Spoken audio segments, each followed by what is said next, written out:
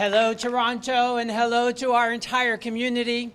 I think this is such an important event that I found it necessary, please come up, to drive 2.5 hours each way to be here with you today and share support, to participate, and to be part of this important movement and message. We are a resilient people. 1,951 years ago, at this time of year, our people were under attack by the Roman Empire. Just 1 week ago today, we mourned the destruction of the Second Holy Temple. And during this week and the weeks to come, there were still battles being fought in Jerusalem, battles we lost then, but battles that we continue to fight because we are a surviving people. Many in the media today will portray us, the Jewish people, as victims. Let them hear our words today. We are not victims. Let's say it together. We are not victims. We are strong, we are proud, and we walk with our heads held high. We, the Jewish people, we are a humble people because humility is a wonderful character trait.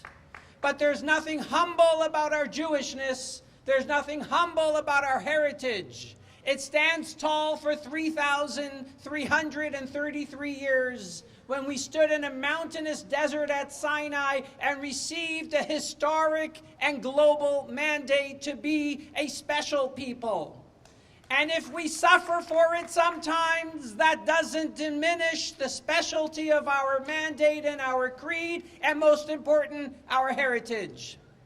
And sure enough, on July 4th, the day that celebrates the independence of the United States of America, the place that invited the huddled masses that suffered in Europe to come and experience freedom, Rabbi Shlomo Noginsky sat on the stoop in a very peaceful neighborhood where I grew up in Brighton, Massachusetts, in front of a building where I attended many times, the institution, the educational institution of the Shiloh House, where I went to school as a child, a school that was founded by my mother and father, who ran it and conducted it for 45 years and then handed it over to the able stewardship and leadership of Rabbi Shlomo Rutkin.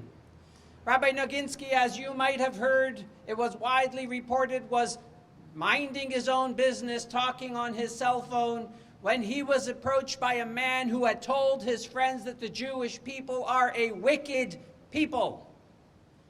He was approached with a gun and was asked for his van keys, which he proffered.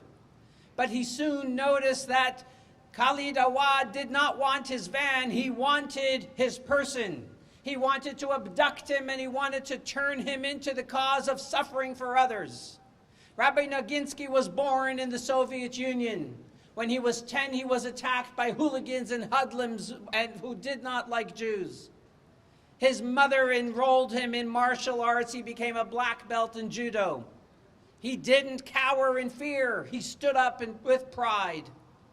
When he saw what was before him, he escaped. He led his attacker away from the children who were playing peacefully and happily and blissfully ignorant of what was going on in front of their building. He escaped to a nearby park, which I know well.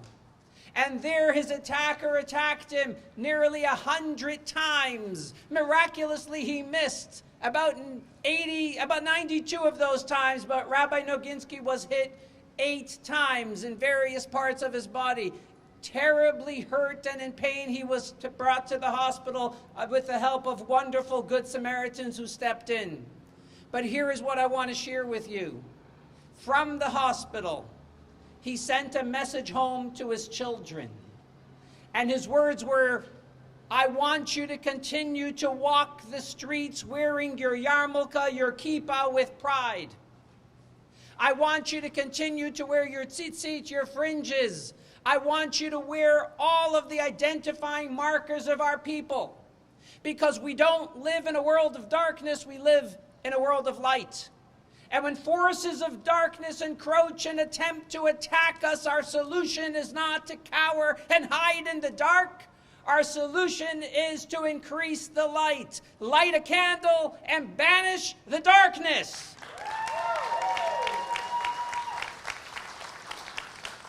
Indeed, we stand tall with our brethren in Berlin and around the world. We wear our kippah, we identify with our proud heritage, and we don't allow those who hate us to determine our narrative. We call their bluff. We are not victims. We are strong, we are survivors. Every year around the Seder table, we read the Haggadah, and in it we read, Shebechal dor vador, in every generation, Omdim Aleinu, our haters, our detractors, they rise up against us, Lechalotenu, to annihilate us. But we have never gone down in history. We still stand strong. You know why? HaKadosh Baruch Hu, God, blessed is He. Matzilenu mi'adam, He saves us from their hands. So, my dear friends, let us stand with God, and then God will stand with us. We are not victims. Thank you.